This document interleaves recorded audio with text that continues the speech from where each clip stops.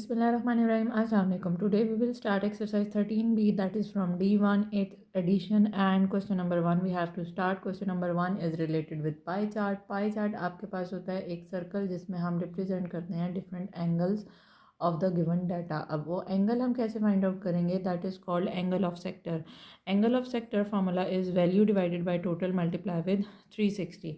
So starting with question number 1, we have given a data that is some student who travel to school by bus, car or bicycle or on foot respectively. So this is data is given for bus 768, car 256, bicycle 64 and foot 192. So first of all I will add all of them to find out the total value, the total number of students. So that is 1280 after adding all these. Now I will find one by one the angle of sector for all these, because 768 I cannot have any measurement of 768 on my D, on my protector, so I cannot draw it. So first of all I have to change this in angle.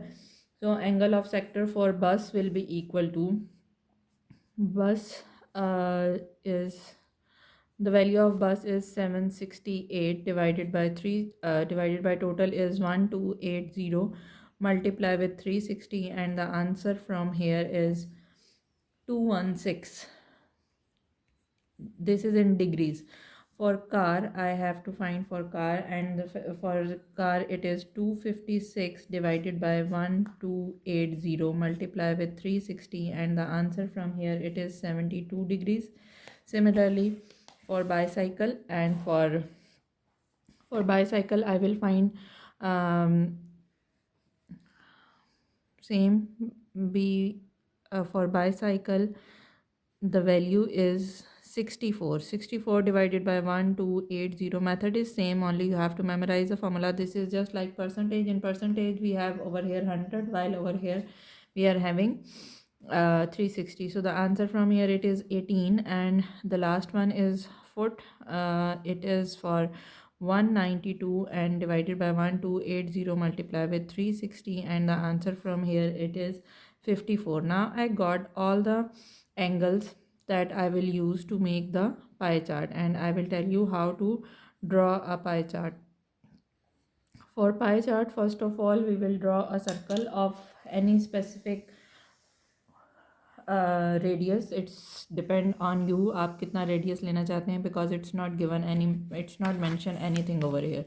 So first of all I have to draw a circle. So I will draw a circle over here.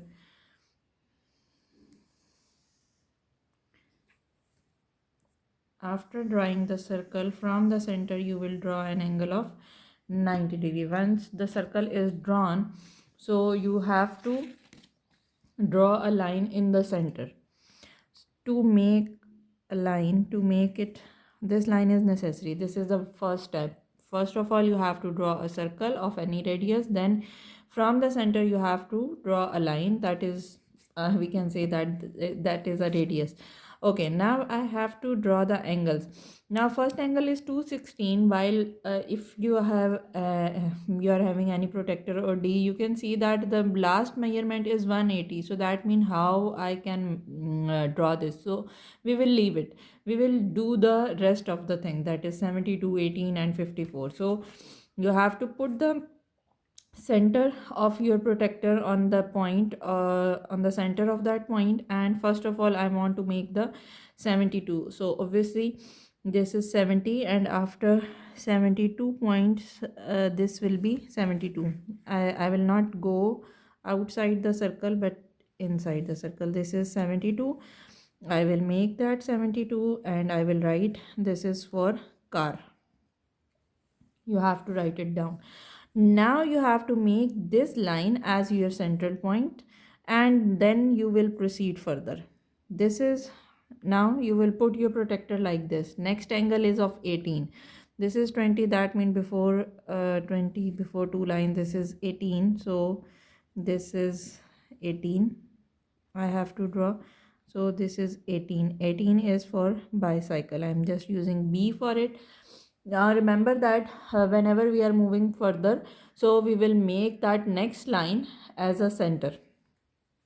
Now I will put my protector like this, and I will make the next line, that is 54. 50 is here, 55 is here, so 54 will be somewhere here before one line. So I have to draw that again. This is of 54 and 54 is representing foot, and this is the rest of the angle. This will be 216 and this is for our buses. Clear this thing? Any angle that is bigger than 180, so you will leave that angle, you will draw rest of the angle, and after that what is the remaining portion, that is your bus one. This is how you will draw.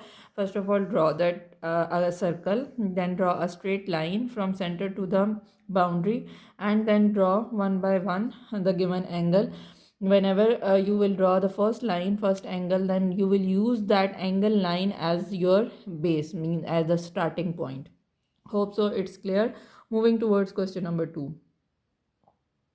Question number 2. In question number 2, a pie chart is given with different angles, 120 and 50. What is they are saying? A survey is conducted to find out which of the flavor of the ice cream, chocolate, strawberry, mango, and vanilla. By the way, I like all of the flavors. The student in the class prefer. The pie chart show the result of that survey. Okay. Now the questions are: if 1/4 of the class prefers strawberry, state the angle of the sector that represent this information. Now I told you the complete angle for the circle is always 360. So that means 1/4 means, so we will do it for 1/4. The complete circle is 360. So 1/4 of 360 will be equal to 90 degree. So 90 degree is given. Next one is, they are saying that in the next one, find the angle of sector that represent the number of students who prefer vanilla. Vanilla is here. This one was a strawberry. I got the value of strawberry, that is 90. So can I find by subtracting it from 360 for vanilla? Those students who prefer vanilla, it will be 360 minus 90 minus 50 minus 120. So I will get the answer who prefer vanilla. So the answer from here, it is 100. Those students prefer vanilla, that is 100. Express the number of students who prefer vanilla as a percentage of total number of students in the class.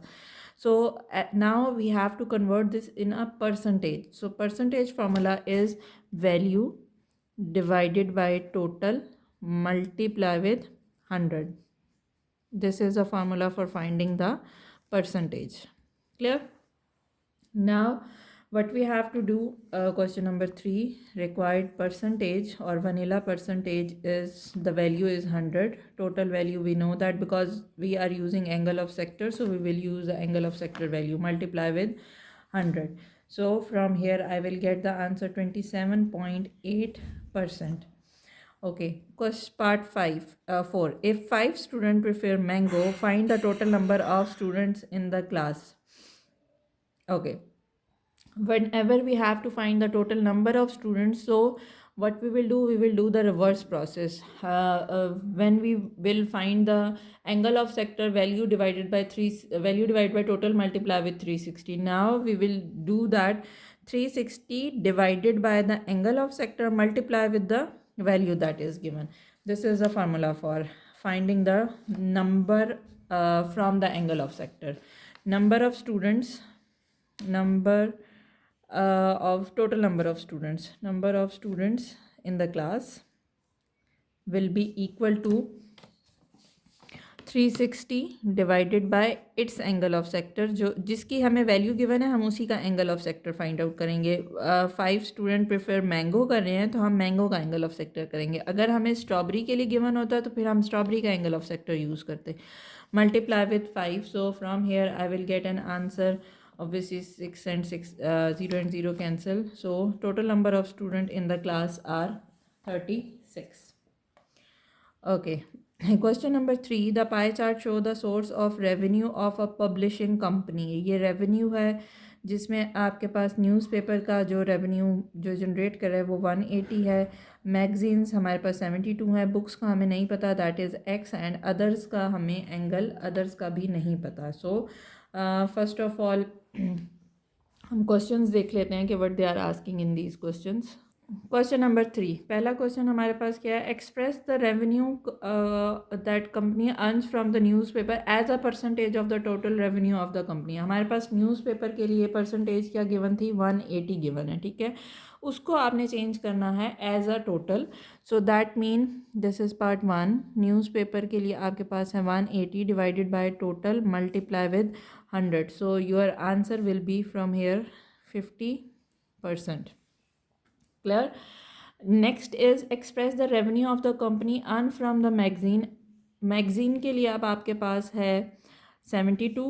So 72 divided by as a percentage of the total revenue. So total is always 360 multiply with 100. So from here the answer is 20%.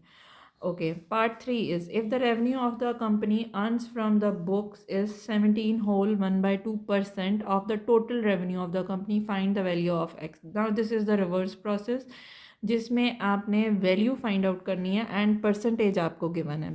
Percentage आपको कितनी given है, हमें x की value find out करनी है जिसके लिए आपको परसेंटेज गिवन है that is 17 whole 1 by 2 percentage. Whenever the percentage is given, so we know that we always divide it with 100 to remove this percentage sign, and we will multiply it with the total amount. Clear? So 17 whole 1 by 2 can we write at as 17.5 divided by 100 multiply with 360. So from here I got the answer that is 63.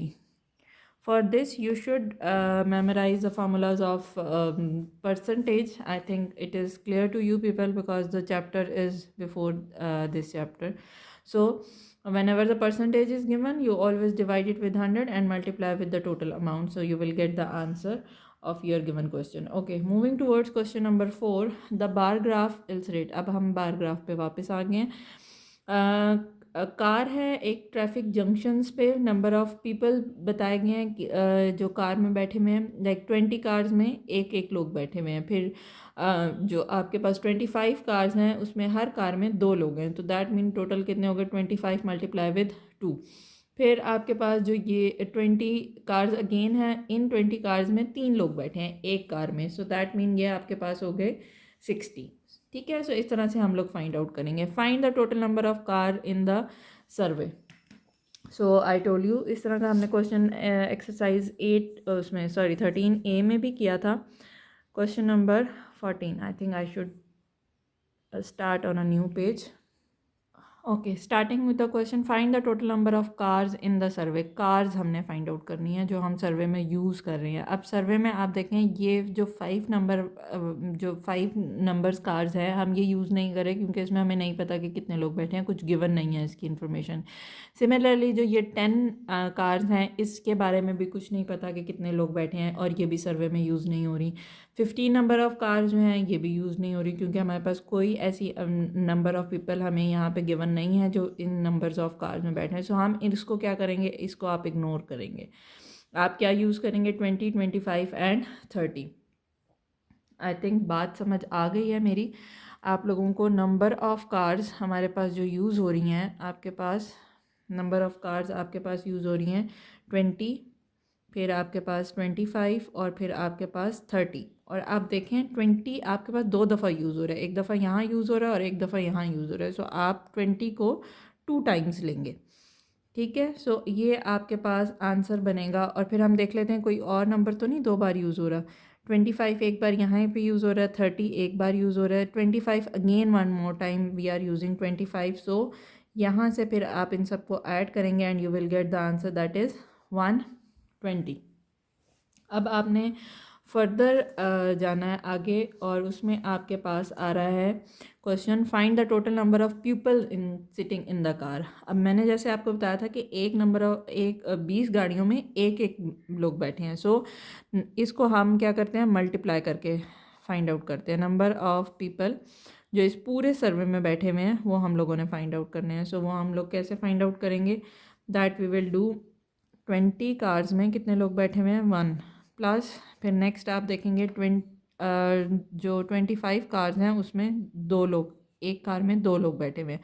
फिर इसी तरह से further फिर 20 cars use हो रही हैं जिसमें 3 लोग बैठे हुए हैं, प्लस फिर 30 कार्स यूज़ हो रही हैं जिसमें 4 लोग बैठे हैं, and the last one is plus आपके पास अगेन 25 कार्स यूज़ हो रही हैं जिसमें 5 लोग बैठे हुए हैं and they are travelling. So from here it will be 20 plus 50 plus 60 plus 120 plus 125, इन सबको हम ऐड करेंगे। So I will get an answer that is 375. Got it? Okay. Part 3. Express the number of cars with 4 or more people as a percentage of the total number of cars surveyed. अब आपने number of 4 और more people, 4 में ये वाले लोग हैं, ठीक है, और मोर में आपके पास ऑब्वियसली हम 5 वाला भी लेंगे। सो दिस इज़ पार्ट 3। इसको हमने परसेंटेज में चेंज करना है जो टोटल है। पहले तो आप यूज़ करेंगे express the number of cars हैं, ठीक है, लोग नहीं है, नंबर ऑफ़ कार्स हैं। सो ये आपके पास कितने हो गए, 30 हैं नंबर ऑफ़ कार्स, और ये आपके पास आगे वाला है 25। So total number of cars हमारे पास जो हमारे रिक्वायर्ड हैं दैट इज़ 55। अब इसको आपने चेंज करना है as a percentage of the total. Total cars हमारे पास कितनी थी, 120 थी, multiply with 100, so you will get your answer that is 45.8%. If this information is illustrated on pie chart, find the angle of sector for each. अब हम find out करेंगे हर एक के लिए एंगल ऑफ सेक्टर, मतलब हर एक कार्स के लिए, ठीक है, पीपल के लिए नहीं करना, कार्स के लिए करना है। सो पहला आपके पास क्या है, 20 है, 20 डिवाइडेड बाय टोटल आपके पास है 120 मल्टीप्लाई विद 360। सो ये यहाँ पे मैं लिख देती हूँ एंगल ऑफ सेक्टर्स हम फाइंड आउट कर रहे हैं ये, ठीक है। एंगल ऑफ सेक्टर्स हमारे पास ये हैं। सो यहाँ से हमारे पास आंसर पड़ेगा 60 डिग्री। फिर आपके पास नेक्स्ट आपके पास था 25। सो 25 के लिए divided by 120 multiply with 360। So from hair this is the answer is 75। Next आपके पास आ जाएगा जनाब 25 के बाद अगेन 20 है, सो 20 के लिए हमारे पास 60, वी ऑलरेडी डन इट। फिर आपके पास आता है 30। सो 30 डिवाइडेड बाय 120 मल्टीप्लाई विद 360। सो इसका आंसर आपके पास बनता है 90। और लास्ट वाला आपके पास है 25, उसके लिए हमने ऑलरेडी सॉल्व कर लिया हुआ है 75। So there is no need to do that again. Question number 5। अब पहले हम क्वेश्चन 5 को समझते हैं कि वो क्या कह रहे हैं। The pie chart show the distribution of student and teachers in a school. ये हमारे पास पाई चार्ट है जिसमें हमारे पास मेल स्टूडेंट जो है उसका angle of sector that is given to 40%, teachers हैं, और ये हमारे पास फीमेल स्टूडेंट्स हैं। If there are 5 time as many as female student as the teachers in the school, so find the angle of sector that represent the number of teachers in the school. अब इसमें हमें ना teachers पता है ना female students पता है। सो हम क्या सपोज करेंगे, let us suppose that the teachers are X और फीमेल स्टूडेंट्स उन्होंने क्या कह दिया है जी 5 टाइम्स हैं। सो हम उसको फिर उसके अकॉर्डिंग सॉल्व करते जाएंगे। सो स्टार्ट करते हैं सॉल्व करना इसको। Okay, total angle of sector we know that is 360, और मेल स्टूडेंट्स हमारे पास कितने गिवन है, मेल स्टूडेंट्स हमारे पास गिवन है जनाब 240। सो that mean female students and plus teachers will be equal to 360 minus 240, so the answer will be equal to 120.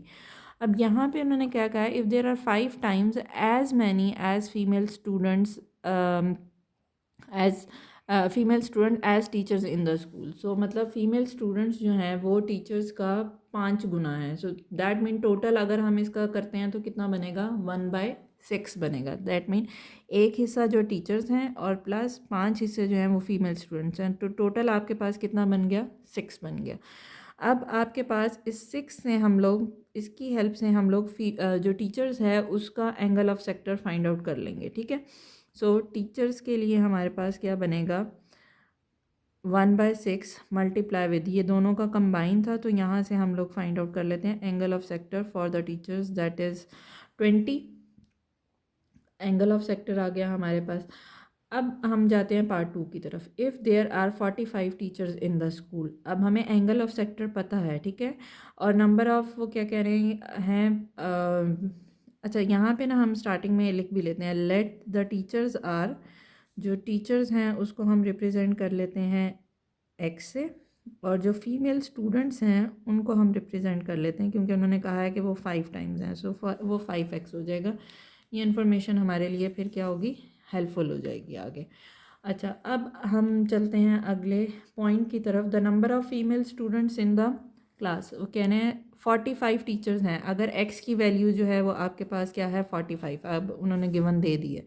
If X is equal to 45, ये हम part 2 start कर दिया हमने। सो आपके पास फ़ीमेल स्टूडेंट्स कितने हो जाएंगे, ऑब्वियसली फ़ीमेल स्टूडेंट हमारे पास कितने थे 5x थे, ये हमारे पास थे फ़ीमेल स्टूडेंट्स। सो ये 5 multiply with 45 and the answer from here it is 225।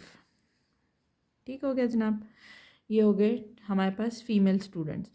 अब आपने बताना है मेल स्टूडेंट्स का बताना है। मेल स्टूडेंट्स हम लोग कैसे कर सकते हैं, क्योंकि मेल स्टूडेंट्स के लिए हमारे पास गिवन था हमारा एंगल ऑफ सेक्टर गिवन था, क्योंकि हमें कोई एच परसेंटेज नहीं पता तो हम उसका एंगल ऑफ सेक्टर यूज़ करके करेंगे। ठीक है, मेल स्टूडेंट्स के लिए आप लोग क्या कर सकते हैं, जो आपके पास उसका एंगल ऑफ सेक्टर है, और मैंने बताया था कि दूसरा आप जिसकी वैल्यू गिवन है उसका एंगल ऑफ सेक्टर यूज़ करेंगे। किसकी वैल्यू गिवन है आपके पास, यहाँ पे हमें टीचर्स की वैल्यू भी पता है और एंगल ऑफ सेक्टर भी पता है, तो हम वही यूज़ करेंगे, मल्टीप्लाई विद 45। सो यहाँ से हमारे पास आंसर बनेगा 540। ये हमारे पास क्या आ गए, मेल स्टूडेंट्स आ गए। अब बढ़ते हैं पार्ट 3 की तरफ, जो आपके पास है the total number of population. Total number, if 2/3 of the teachers are women, express the number of females in the school as a percentage of the total school population. अब पहले तो आप टोटल स्कूल पॉपुलेशन ढूंढेंगे कि total कितनी है। ठीक है, total population of that school 45 हमें पता था कि टीचर्स हैं, और फिर आपके पास 540 हमें पता चला वहाँ से कि मेल स्टूडेंट से, और 225 हमें फ़ीमेल स्टूडेंट्स का पता चला था। तो इन सब को ऐड करके हमारे पास बन जाएंगी टोटल पॉपुलेशन, हमें मिल जाएगी दैट इज़ 810। ठीक है, टोटल पॉपुलेशन मिल गई। अब नंबर ऑफ़ फीमेल स्टूडेंट्स क्योंकि हमें नंबर ऑफ़ फीमेल पॉपुलेशन की परसेंटेज निकालनी है। सो अब आप जो टीचर्स थे ना, ये मेल और फीमेल कंबाइन थे, इसमें से पहले तो आप फीमेल टीचर्स फाइंड आउट करें, फीमेल टीचर्स कितने हैं। सो 2/3 उन्होंने कहा है फीमेल टीचर्स हैं, 2/3 ऑफ 45, सो ये हमारे पास बन जाएगा 30। सो दैट मीन 30 हमारे पास फीमेल टीचर्स हैं, और फीमेल स्टूडेंट्स हमारे पास कितनी थी 225। सो टोटल हमारे पास फीमेल्स हमारे पास स्कूल में कितनी हो गई 225 प्लस 30, सो ये आपके पास बन गया 255। अब इसकी हमने परसेंटेज निकालनी है एज अ टोटल। टोटल हमारे पास क्या आया था 810। So percentage of female students या फीमेल पॉपुलेशन जितनी भी है हमारी, उसकी परसेंटेज हम निकालना चाह रहे हैं, that divided by 810 multiply with 100। सो यहाँ से हमारे पास बनेगा 31.5% जो है वो फीमेल्स हैं इस स्कूल में। ठीक है, moving towards question number 6। Okay, question number 6 है a factory produce 3 products A, B and C in a ratio of 1:x:5। Okay, whenever there is a ratio given, so हम ratio को find out करने के लिए क्या करते हैं कि टोटल फाइंड आउट करते हैं सबसे पहले। ठीक है, जो गिवन रेशियो होती है उसी से। What when the information is illustrated on a pie chart, the angle of sector that represent the quantity C produce an angle 120। अब हमें C जो है ये आपके पास किसके लिए, C के लिए 5। Find the value of X। अच्छा, सबसे पहले तो हम लोग क्या करेंगे, हम फाइंड आउट करेंगे टोटल ऑफ द रेशियोज। ठीक है, सो क्वेश्चन नंबर ये हमारे पास आ गया है जनाब 6। अच्छा, क्वेश्चन 6 की बात करें हम, पहले तो मैंने फाइंड आउट करना है इसका टोटल। ठीक है, टोटल ऑफ द रेशोज़ हमारे पास आ जाएगा 1 + x + 5। सो दैट मीन 1 और 5 को हम ऐड कर सकते हैं, तो ये हो जाएगा 6 + x। अब उन्होंने कहा था सी वाला जो पोर्शन है, मतलब ये ए को रिप्रेजेंट कर रहा है, ये बी को रिप्रेजेंट कर रहा है, और ये सी को रिप्रेजेंट कर रहा है। वो कह रहे थे जनाब सी पे जो एंगल प्रोड्यूस हो रहा है ना, वो है 120 के equal. So angle of sector का फार्मूला हम लोग यूज़ करते हैं, C divided by total 6 + x is multiply with the angle of sector that is 360 total amount is equal to जो angle of sector specifically C के लिए given है। अच्छा, ये 360 मल्टीप्लाई हो रहा है, उधर जाकर क्या हो जाएगा, डिवाइड हो जाएगा। Then we can apply the, क्या अप्लाई कर सकते हैं हम, क्रॉस मल्टीप्लिकेशन अप्लाई कर सकते हैं। 12 1s are 12, 3s are 36, so 5 divided by 6 plus x is equal to 1/3। Cross multiply कर लेंगे हम जनाब, ये हो जाएगा 6 plus x is equal to 15, x is equal to 15 minus 6 and the answer of x is equal to 9। So this is the end of your this exercise. Hope so मैं आपको समझ आ गई है। और अगर फिर भी कोई प्रॉब्लम है, so you can easily ask me through the comments. Till the next video, अल्लाह हाफिज़।